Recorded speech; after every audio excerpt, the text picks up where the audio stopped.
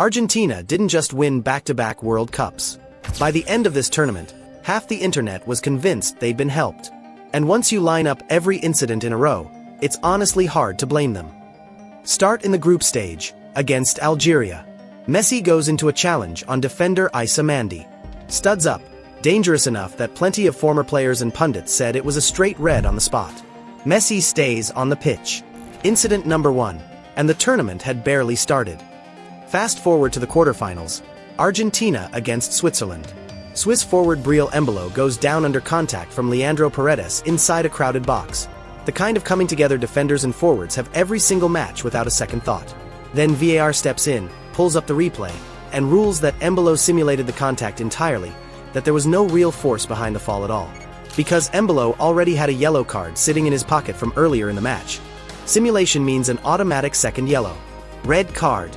Switzerland down to 10 men against the reigning champions, in a quarterfinal, on a decision that took multiple angles and several minutes of replay to even reach. Fans immediately started calling it the mistaken identity red, because pundits watching the same replay live on air couldn't agree on what they were even looking at, let alone whether it was clearly, obviously simulation rather than a genuine fall. Then the one everyone remembers, the round of 16 against Egypt. Egypt were already 1-0 up when Mostafa Zico put the ball in the net to make it 2-0. But the goal was disallowed after VAR found a foul in the build-up all the way back at the other end of the pitch. Egypt appealed for a penalty minutes later. Waved away. Argentina scored twice in the final 10 minutes plus a winner in stoppage time to complete a stunning 3-2 comeback. Egypt's coach didn't hold back afterward. It's all about money. They want Messi to stay in the tournament. His federation filed an official complaint with FIFA. And through the whole match, the scoreline on cards told its own story. 13 fouls for Argentina and 0 cards, 11 fouls for Egypt and 4 yellows. By the time the semi-final rolled around, against England, FIFA's own choice of referee had become a story before a ball was even kicked. American official Ismail El Fath got the assignment, a referee some outlets had already nicknamed Messi's favorite referee going into the tournament. Social media didn't even wait for kickoff. The tag VARgentina was already trending. And it wasn't just internet noise. Researchers at Northeastern University actually ran the numbers, building a dataset that tracked every single VAR intervention across the tournament through the round of 16, measuring how often decisions swung for or against each team per 100 fouls committed. It was a genuine data science project, built specifically to answer whether the VARgentina complaints had any statistical weight behind them at all.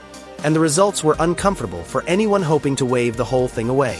Argentina came out as one of the 2 most favored teams in the entire competition, alongside Mexico, sitting well above nearly every other nation measured. Argentina did not have a single VAR decision go against them across that entire stretch of the tournament. Not one. Compare that to teams like Croatia and Iran, who had the tournament's highest rates of decisions going against them. And you start to see why coincidence became a harder argument to make with a straight face. Then came the moment that turned this from a football story into a genuine celebrity pile-on.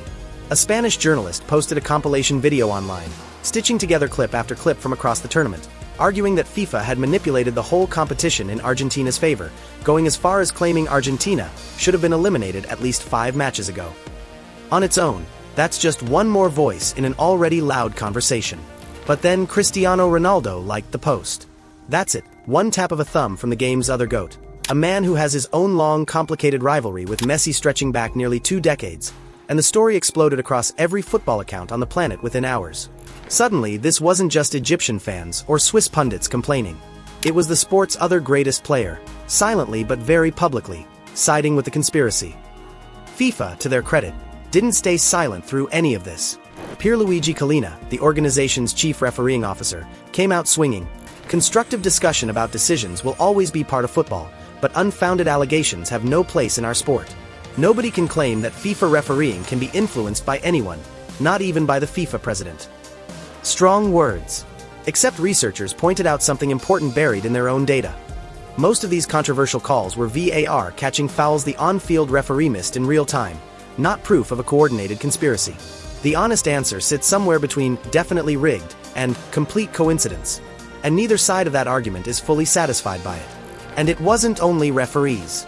Reports surfaced during the tournament of financial investigations involving the Argentine Football Association itself, separate from anything happening on the pitch, but enough to add one more thread to the same growing narrative.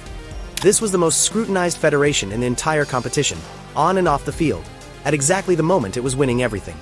Here's the thing that makes all of this land differently if you've followed Argentina for a while. This isn't even the first time. Back at Qatar 2022, referee Antonio Matulajas took charge of Argentina's brutal quarterfinal against the Netherlands, a match that saw 18 yellow cards and 1 red. Messi was furious about the officiating afterward, publicly saying FIFA needed to take care of this, that a referee like that shouldn't be trusted with a match of that magnitude. Lajas was reportedly sent home from the tournament shortly after. Whether that was cause and effect or just timing, the pattern was already there 4 years before anyone coined the word VARgentina. And Argentina's tournament wasn't even the only story about outside pressure bending FIFA's decisions this year. Days before the final, it came out that Donald Trump had personally called FIFA President Gianni Infantino to get a red card overturned for USA forward Folarin Balogun, a suspension that had nothing to do with Argentina at all. Trump bragged about the call publicly, calling it probably the most unforgettable moment of the entire World Cup. The reversal didn't even help the US, they got thrashed 4-1 by Belgium anyway. But it proved something uncomfortable was true this summer regardless of which team benefited. FIFA's decision-making bent under outside pressure at least once, in full public view, with the person applying the pressure admitting it on camera. So take all of that together. A yellow card that a lot of people think should have been red. A red card that a lot of people think should never have been given. A disallowed goal and a missed penalty that flipped an entire knockout match in the final minutes. A referee assignment nicknamed before kickoff. A statistical study that found Argentina hadn't had a single call go against them for half the tournament. A rival GOAT liking a post that accused the whole competition of being fixed.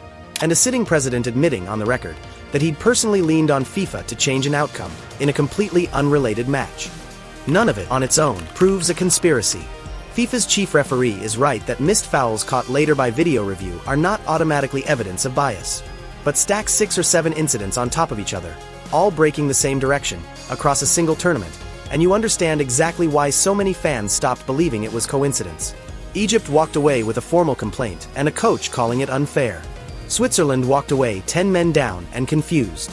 Algeria watched Marciniak reach for yellow when half the stadium expected red. And underneath all of it sits one image nobody's forgotten. Mohamed Salah, 35 years old, almost certainly playing his last World Cup, in tears at the final whistle of the Egypt match, watching his best shot at history get pulled away in the final minutes while Messi was lifted onto his teammate's shoulders at the other end of the same pitch. Was it real bias?